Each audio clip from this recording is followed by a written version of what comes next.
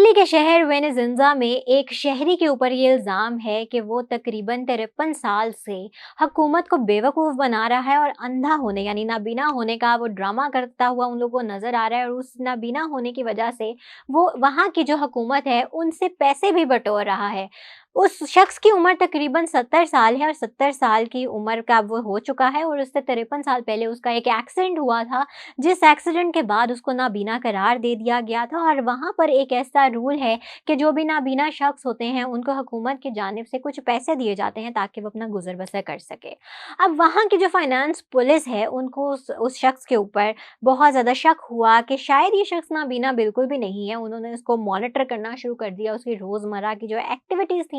उनको देखना शुरू कर दिया, कैमरे के अंदर उसकी रिकॉर्डिंग करनी शुरू कर दी। अब उन्होंने जब कैमरे की रिकॉर्डिंग शुरू की तो वो नज़र आया कि वो बागवानी के काम के लिए जो औज़ारों का इस्तेमाल किया जाता है, उनको बहुत ही आसानी से वो इस्तेमाल कर लेता है और अपना काम भी कर लेता है। और इसके अलावा जब वो मार्केट में जाता है, खरीदो-फ़रोख्त करता है, तो पैसों को भी आसानी से गिन लेता है और जो वहाँ पे जो अशिया की वो खरीदो-फ़रोख्त करता है, उनको अच्छी तरह देख कर वो चीज़ें खरीदता है, जिससे ये साबित हो गया कि वो शख्स नाबीना नहीं है। और अगर कोई शख्स नाबीना होता है, तो उसके लिए सारी चीज़ें करना बहुत ही ज़्यादा मुश्किल हो जाता है। एक नाबीना शख्स ना ही सही तरह से पैसे गिन सकता है, ना ही कोई चीज़ों को देखकर उनको जज कर सकता है कि ये चीज़ उसके लिए ठीक है या फिर नहीं ठीक हो। लेकिन वो ये सारी एक्टिविटीज़ कर रहा था, अपनी रोज़मर्रा की ज़िंदगी भी गुज़ार रहा था और वो उनको बेवकूफ़ बना रहा था सिर्फ़ इस वजह से कि उसको हुकूमत की जानिब से नाबीना होने की वजह से कुछ अमाउंट मिलती थी। जब ये सारा मामला पेश किया गया और उन्होंने ये बात साबित कर दी कि ये शख्स नाबीना नहीं है, अब उसकी 70 साल उम्र हो चुकी है, 53 साल से वो हुकूमत से पैसे भी लेता आ रहा है, तो पुलिस की जानिब से उसके ऊपर एक मुकदमा भी दर्ज कर दिया गया है। लेकिन अभी तक इसकी उसकी क्या सज़ा मिलेगी,